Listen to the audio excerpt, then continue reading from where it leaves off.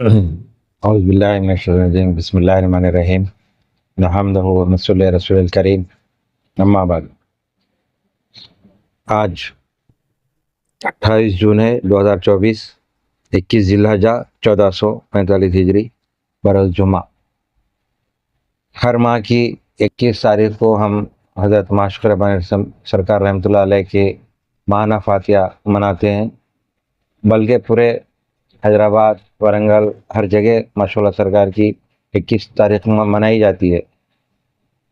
انشاءاللہ تعالیٰ اب ہم معشوق ربانی سرکار رحمۃ اللہ علیہ کے کچھ واقعات، کچھ کرامات ہم بیان کریں گے جو قصہ وار چلتے آ رہے۔ بسم اللہ الرحمن الرحیم۔ باب ہفتم کا ہے، یہ حضرت معشوق ربانی سرکار کے کرامات ہے۔ کچھ روایت ہے کہ جب حضرت معشوق ربانی رحمۃ اللہ علیہ کا سن شریف 7 سال کا تھا، ایک روز آپ در دولت کو قضا پر رونق افروز تھے۔ در دولت قضا پر یعنی آپ اپنے مکان پر رونق افروز تھے۔ چند خاص آپ پر حملہ آور ہوئے۔ خاص بولتے بدخ حملہ آور۔ آپ نے ان خاصوں کو بنظر تند و تیز ملاحظہ فرمایا، فوراً کل خاص تڑپ کر مر گئے۔ یعنی دو خاص آپس میں آپ کے گھر میں سامنے لڑ رہے تھے، اب آگے تھے، تو آپ جلال کی کیفیت میں ان خاصوں کو غصے کی جلال کی نظر سے دیکھے صرف، اور وہ کم سنی میں عمر کیا تھی 7 سال، تو 7 سال سے آپ کی جو کرامات کا اظہار ہوا وہ تو سلسلہ وار جاری رہا، تو خاص مر گئے، تڑپ کے مر گئے۔ روایت ہے کہ خرد و سالی میں آپ بازار طرف لے جا رہے تھے، جسم مبارک پر کسی چڑیا کا پنچال پڑا، یعنی چڑی جو کر دیتی وہ پیخانہ، تو اس کا آپ نے اوپر نظر اٹھا کر دیکھا، فوراً چڑیا گر کر ہلاک ہو گئی۔ یعنی چڑیا چلتے چلتے بعض وقت کبوتر جو پیخانہ کر دیتے، تو آپ غصے کی نظر سے دیکھے اس کو، وہیں سے تڑپ کے گر کے مر گئی، ہلاک ہو گئی۔ روایت ہے کہ آپ کے دولت خانے میں ایک خادمہ رہتی تھی، اس کا ایک لڑکا مرض لاحقہ سے مر گیا۔ مرض لاحقہ ہوتے ایک ایسا مرض جو سمجھ میں نہیں آیا، وہ ایک بیماری میں مر گیا۔ اس کی والدہ سخت مضطر و بے قرار تھی۔ آپ اس کی حالت دیکھ کر مردہ ناش کو دست مبارک سے پکڑ کر کھینچا، فوراً وہ لڑکا کلمہ لا الہ الا اللہ محمد رسول اللہ کلمہ طیبہ پڑھ کے ورد زبان یعنی لا الہ الا محمد رسول اللہ کہتے ہوئے وہ اٹھ کے بیٹھ گیا، یعنی کلمہ پڑھتے اٹھ کے بیٹھ گیا اور زندہ ہو گیا۔ یہ دیکھو، یہ ایسی کرامات ہے، لوگ دیکھنے کے بعد اس کو تحریر میں لیے، کوئی کہانی نہیں ہے، یہ حقیقت ہے۔ یہ روایت ہے کہ آپ کے دولت خانے میں کسی خادمہ کو بچھو نے ڈنک مارا، جس سے وہ سخت بے قرار تھی۔ آپ نے لعاب دہن مبارک مقام گزیدہ پر لگا دیا تو فوراً سکون ہوگا۔ جس مقام پہ بچھو کاٹا وہیں بھی اپنا لعاب لے کے لگا، جب اس وقت زہر اتر گیا۔ روایت ہے کہ آپ میں رفقا بغرض ادائی فریضہ حج بیت اللہ مکہ معظمہ تشریف لے جا رہے تھے، کسی منزل میں اہل قافلہ بوجہ عدم میسری آپ جان بلب ہو کر حضرت معشوق رحمۃ اللہ علیہ کی جناب میں حاضر پیرا ہوئے۔ یعنی کئی لوگ جو حج کو جاتے اس وقت اونٹوں پہ ہاتھیوں پہ جاتے تھے، تو ایک جو فیملی تھی وہ پانی کی وجہ سے بے قرار اور بے چین ہو گئے تھے، پانی نہیں ملا تھا، تو آپ حضرت معشوق رحمۃ اللہ سرکار کی جناب میں عرض پیرا ہوئے۔ آپ نے ارشاد ایک مقام کی ریت نکالنے فرمایا۔ آپ نے ارشاد فرمایا کہ ایک مقام پہ ریت کو ہٹاؤ، زمین میں جو ریت ہوتی ہے ہٹاؤ، ریت نکالنے کو فرمایا۔ تھوڑی ریت بھی نہیں نکالی گئی کہ نہایت شیریں وہ مصفا پانی کا چشمہ جاری ہو گیا۔ دیکھو، یعنی آپ نظر ڈال کے ریگستان میں دیکھے، اب وہ لوگ ایک فیملی بہت بے چین تھی پانی کی طرف سے، پانی ختم ہو گیا تھا، تو آپ کو آ کے بولے تو آپ وہ ایک مقام ڈھونڈ کے، آپ کی کرامت ایسی تھی، آپ کا قلب ایسا روشن تھا کیا وہ مقام پہ اشارہ کر کے بولے کھودو، تو ریت ہٹانے کے بعد پانی نکل گیا۔ اور وہ کیسا شیریں و مصفا پانی کا چشمہ نمودار ہوا۔ تمام قافلہ باطمینان تمام سیراب ہو کر اپنے مویشی کو سیراب کر لیا، یعنی خود بھی پیے اور پانی بھر بھی لیے اور اونٹوں کو وغیرہ بھی پلا دیے، اور بقدر ضرورت اپنے ہمراہ مشکوں میں بھی بھر لیے۔ اس مقام سے کوچ کیا بعد میں۔ روایت کرتے ہیں کہ اسی سفر میں ایک رات اندھیرا ہو گیا، اتفاقاً روشنی کا بھی کچھ سامان مہیا نہ ہو سکا۔ اہل قافلہ نے آپ سے عرض حال کیا۔ آپ نے فرمایا کہ چھوٹے چھوٹے برتنوں میں پانی ڈال کر کپڑے کی بتیاں روشن کی جائیں۔ حسب تعمیل کی گئی، مشعلوں کی مانند روشن ہو گئیں اور تاریکی دور ہونے تک جلتی رہی۔ وہ یعنی صبح تک جلتے رہے، پانی سے تھے، یعنی تیل کی جگہ پانی۔ روایت کرتے ہیں کہ اسی سفر میں ایک اونٹ مر گیا، مالک شتر کا، جس کی زندگی کا دار و مدار اسی پر تھا۔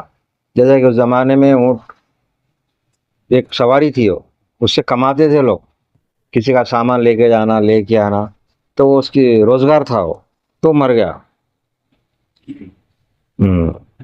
تو نہایت بے قرار ہو کر آپ سے عرض حال کیا، فوراً آپ نے دعا فرمائی، مردہ شتر زندہ ہو گیا، تو مر گیا تو پھر زندہ ہو گیا۔ روایت کرتے ہیں کہ اسی سفر میں شاہ کمال درویش کے صاحب کا دفعتاً انتقال ہو گیا۔ اس سے پہلے ذکر آیا جو مرید خاص تھے اور خلیفہ بھی تھے۔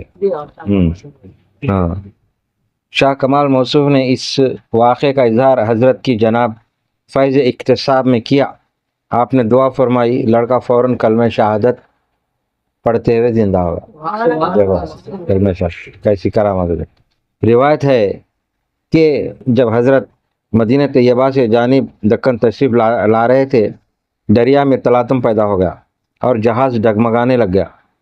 تمام اہل جہاز زندگی سے مایوس ہو کر حضرت کی جناب میں کیفیت عرض کی۔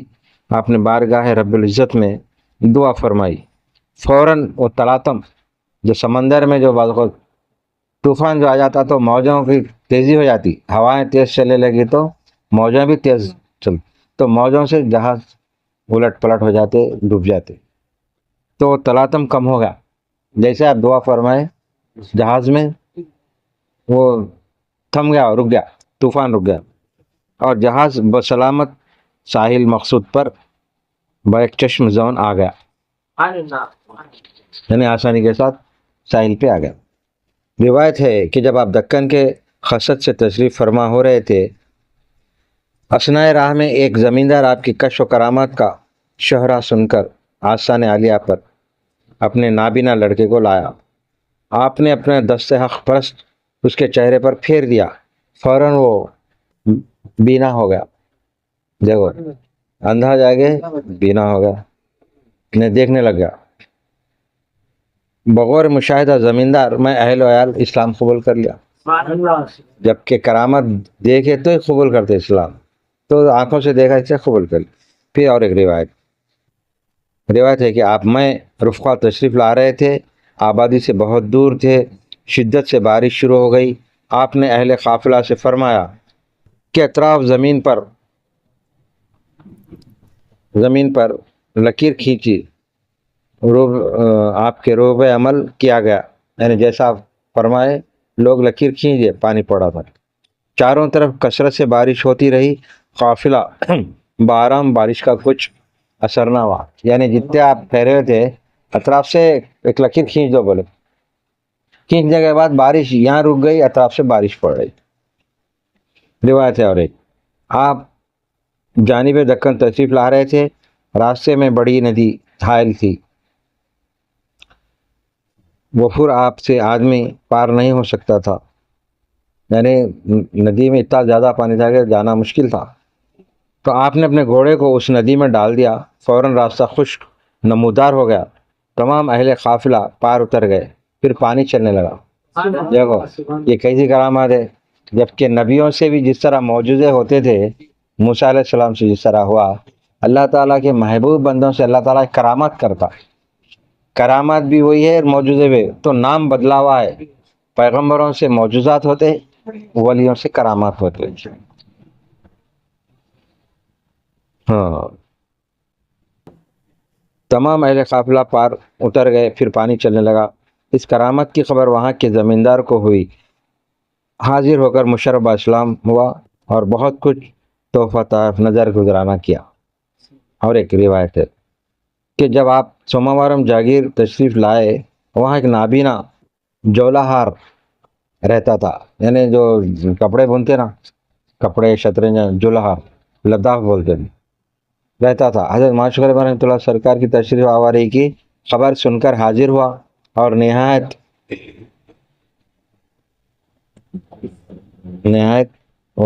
وزاری سے دعا کی، واسطے عرض کیا، یعنی بہت ہی آ کے آپ سے عرض کے میں نے بہت ہی تکلیف میں تھا، انہیں آ کے دعا کرو بول کے آپ سے عرض کیا۔ کیا پریشانی تھی اس کو؟ کچھ تھی پریشانی جو آپ کو آگے بڑھا، دعا فرمائیے میرا۔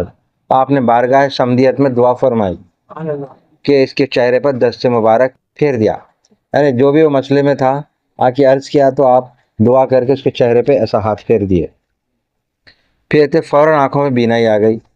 اس حال کے مشاہدے سے خود اور وہاں کے قرب و جوار کے سینکڑوں مشرکین و کفار دائرہ اسلام میں داخل ہو گئے۔ یعنی ایسے کرامات ہوئے آپ سے، روزانہ کرامات ہوتے تھے آپ کے بے حساب، اور لوگ دیکھتے تھے، وہ دیکھنے بعد اس کو تحریر میں لیے۔ ایسا روایت ہے۔ اور ایک کہ جب آپ سوموارم جاگیر میں پہاڑی پر رونق بخش ہوئے، ایک روز مسواک فرماتے فرماتے مسواک کو زمین پر نصب کر دیا۔ چند روز کے بعد اس سے سبزی نمایاں ہوئی اور ماندین درخت کے نشو و نما پانے لگا۔ وہاں کی مومرین باشندوں سے معلوم ہوا کہ وہ درخت 40 سال قبل موجود تھا، کہن سالی سے کمزور ہو کر آندھی سے اکھڑ گیا۔ وہ ابھی تک تھا، وہ جھاڑ سے سبزیاں اگتے تھے، تو ابھی حال تک تھا۔ مطلب یہ ہے کہ کتاب جو لکھی گئی ایک 20 سال 30 سال پہلے لکھی گئی، تو اس سے ایک 20 30 سال پہلے تک جھاڑ تھا، وہ یعنی 400 سال تک جھاڑ تھا۔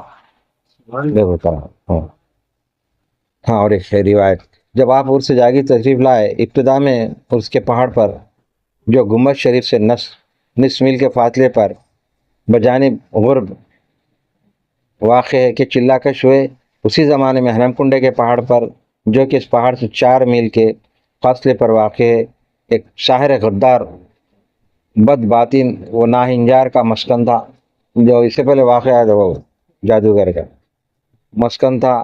آپ کی تشریف آوری کی کیفیت سن کر نہایت آشفتہ برہم ہو کر آپ پر حملہ آور ہوا اور بزور سحر ایک بڑا پتھر حضرت کے فرق مبارک پر گرایا۔ آپ بیاد حق مستغرق تھے۔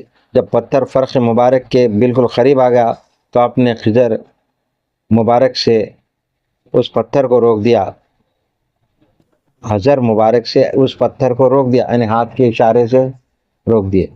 پتھر جادوگر کے، اگر آپ نے جادو سے بڑا پتھر کا ایک گنڈو پھینک رہا تھا آپ کے اوپر، جیسا ہی آپ ذکر اذکار میں تھے، وہ دیکھتے تھے ہاتھ کے اشارے سے پتھر رک گیا۔ ہاں، جب پتھر فرق مبارک کے بالکل قریب آیا تو آپ نے اس پتھر کو روک دیا۔ اب وہ مقام حضرت کے چلہ گاہ سے موسوم ہے، یہ ہنم کنڈے میں پہاڑ پہ جو ہے موسوم، پتھر اسی جگہ معلق تھا۔ بعد میں پتھر وہ مٹی سے سہارا دیا گیا، اس کو پھر سہارا دے کے برابر کر دیا، یعنی معلق تھا کئی دنوں تک۔ ہاں، اسی پتھر میں خضر مبارک کا نشان موجود ہے، یعنی ہاتھ کا نشان موجود۔ اکثر زائرین پہاڑ پر جا کر حنظر مبارک کی زیارت کرتے ہیں۔ روایت ہے کہ جب شاعر کو اس طرح ناکامی ہوئی تو شرمندہ ہو کر شہر سے ایک بڑے اژدہا کو بنایا اور حضرت کو ہلاک کرنے کا اشارہ کیا۔ جب اژدہا قریب پہنچا تو آپ نے انگشت شہادت کے اشارے سے وہیں روک دیا اور اسی مقام پر تڑپتا ہوا اور پچ و تاب کھاتا ہوا آگے بڑھ نہ سکا، یعنی انہیں جادو سے قصدے کیسا بنا دیا، تو آپ ایسا ہاتھ کے اشارے سے اس کو وہ کرتے، وہاں کا ان تڑپ کے وہ ہوگا کھاتے، آگے نہ بڑھتے۔ جب آپ اشغال و وظائف سے فارغ ہوئے، ایک لکڑی سے اس اژدہا کی پشت پر لکیریں کھینچی، وہ لکیر سانپ کی پشت خطا کر کے پتھر پر منقش ہو گئی، چنانچہ کھلا کو پر اب تک وہ نشان موجود ہے، یعنی آپ جو اشارہ کرے تھے پتھر پہ، सांप पे तो आज भी निशान बाकी है वहाँ पे। मुशाहिदा करामात वो साहिर मुनफ़ल व मुशर्रफ इस्लाम हुआ और ताज़ीज़ हज़रत की खिदमत फैज़ रजत में हाजिर और फैज़ान सोबत से बाहर अंदोज होता रहा। यानी आपकी करामात देख के एक मुशर्रफ इस्लाम हो गया और मरे दम तक आपकी खिदमत में रहा उन्हें। फैज़ सोबत बाहर अंदोज यानी रात दिन रह के माशाअल्लाह का फैज़ हासिल रहा, वो छोड़ दिया, जादूगरी छोड़ दिया। उन्हें जब करामात देखा तो इस्लाम भी कबूल कर लिया और मुरीद भी होगा सरकार के, और सरकार के साथ रह के और भी कुछ हासिल किया। हाँ, पाई दरगाह शरीफ संग बस्ता मरकज इसी की है। दरगाह की जो पायती जो है ना, चौड़ी मज़ार, उसी की है। इस्लाम कबूल करने के बाद उसको भी वहाँ दफना दिए। रिवायत है कि किसी ज़मींदार की लड़की सख्त अलील हो गई थी। ज़मींदार ने बहुत कुछ इलाज को मुआलजा करवाया, कुछ भी फ़ायदा ना हुआ और दिन ब दिन हालत रद्दी होती थी। हुक्मा उत्तबा यानी हकीम और डॉक्टर मालिक जो करने वाले, हुतमा उत्तबा इलाज से दस्तकश हो गए, यानी करते करते बेजार हो गए इसका इलाज। किसी ने ज़मींदार को हुज़ूर अक़दस की कश्फ व करामात की इत्तला दी तो लड़की को लेकर हाजिर हुआ और दुआ की दरख्वास्त की। आपने थोड़ा सा पानी लेकर उस लड़की के चेहरे पर मार दिया, मान तंदुरुस्त हो गई। इस हाल के मुशाहिदे से ज़मींदार और उसकी लड़की बाज़ अजीज़ व ख़ारिब दायरे इस्लाम में दाखिल हो गए। देखो, ऐसे ऐसे करामात है माशूक़ रब्बानी सरकार रहमतुल्लाह अलैह के, जो लोग जो साथ रहे वो लोग यकीन करे, जो करामात मुशाहिदा करे वो लोग इसको इकरार करते मानते। बहुत से लोग जो इससे दूर है नहीं मानते, जो नहीं मानने वाले हैं वो खसारे में हैं, क्योंकि औलिया कराम की करामत बरहक है। अगर फर्ज करो करामत नहीं होते तो आज ये 700 साल से 900 साल से गरीब नवाज रहमतुल्लाह अलैह की बारगाह है, ये नहीं रहती थी। बंदा नवाज गैसुद्दौला की भी करीब 500 साल से गुंबद शरीफ है, वो भी नहीं रहती थी अगर करामत नहीं होती। माशाअल्लाह सरकार की भी करीब 500 साल से बारगाह है। तो ऐसे कई हज़ारों बारगाहें हैं जो आज भी हज़ारों साल से कायम है। कोई 500 साल से, कोई 700 साल से, कोई 200 साल से, कोई 100 साल, कायम और दायम और क़यामत तक कायम रहने वाले हैं। तो हम लोग को बुज़ुर्गों का एहतराम करना चाहिए, औलिया कराम की करामत को मानना चाहिए। अगर हम नहीं मानेंगे तो मुनकिर हो जाते। किसी एक को तो रहबर बनाना है ज़िंदगी में। तुम जो पैदा हुए पूरा इल्म लेके पैदा नहीं हुए ना, कि भाई कुछ भी नहीं मैं छूँ बोल के। तो हम जब पैदा हुए ला इल्म थे, जब हम छोटे से बड़े होते गए हमको इल्म आते गया, हम बुज़ुर्गों का एहतराम करते गए, इनके वाक़यात पढ़ते गए, सुनते गए, देखते गए, मुशाहिदे करते गए। तो हम उनको उस्ताद मानना चाहिए, हमारे रहबर मानना चाहिए, हमारे पीर व मुर्शिद मानना चाहिए, ताकि हमको सीधा रास्ता मिले। अब जैसा कि कई मज़हब है, कई मज़ाहिब जो है अपने अपने खुदाओं को मानते। कोई तो पत्थर को बना लेता खुदा, पत्थर को खुदा बना के रात दिन उस कने जाके उसकी इबादत करता। उससे तो बेहतर है ना ये औलिया कराम, लाख दर्जे बेहतर है। ये हयात में थे, आज मज़ार में है, मज़ार में भी हयात में है, मज़ार में भी उनको अल्लाह ताला रिज़्क़ अता फरमा रहा। वो जन्नत के बागों में है, जन्नत के चिरागों में है। चिराग की मिसाल ये है, चिराग हमको में जन्नत के बल्कि जो मिसाल बयान करते हैं, वो कोई चिराग छोटा चिराग नहीं रहता। बहुत से लोगों को गुमान हो जाता, बाद वाक़यात में, किताबों में, अखबारों में बात छपते। क्या छपते? नेक लोग, वली अल्लाह वाले जन्नत के चिरागों में हैं, वो महफूज है, वो आराम से महफूज है। तो चिरागों का मतलब ये नहीं कि छोटा चिराग, चिराग के माने है हद नज़र महल, इतना बड़ा महल जो देख नहीं सकते तो। और वो महल में खाली जन्नत के जो महलात है, अगर इनके बारे में हम बयान करेंगे तो अक्ल दंग रह जाती। जन्नत का जो एक मिसाल बताता हूँ। हुजूर पाक सल्लल्लाहु अलैहि वसल्लम मेराज की रात में जब सैर कर रहे थे, जन्नतों की सैर कर रहे थे, तो एक जन्नत में एक महल ऐसा था जिसके बाहर जैसे गेट है, अपने घर के गेट के बाहर दीवार है, तो हद नज़र तक वो महल है। اور اس پہ دیواروں پہ پتھر جڑے ہوئے، کوسے ہیرے جواہرات، مونگا مرجان، یہ بھاری بھاری پتھر ہے یہ۔ تو وہاں ایک پیغمبر ٹھہرے تھے، حضرت داؤد علیہ السلام کے کوئی پیغمبر کھڑے ہوئے تھے وہاں پہ، تو وہاں سے گزر ہوا حضور پاک صلی اللہ علیہ وسلم کا، جو جبریل امین سیر کرا رہے تھے، تو پیغمبر سے سلام علیکم ہوئی آپ کی، تو پوچھے آپ یہاں کیوں ٹھہرے؟ تو اپنا نام بتا کہ میں فلاں پیغمبر ہوں۔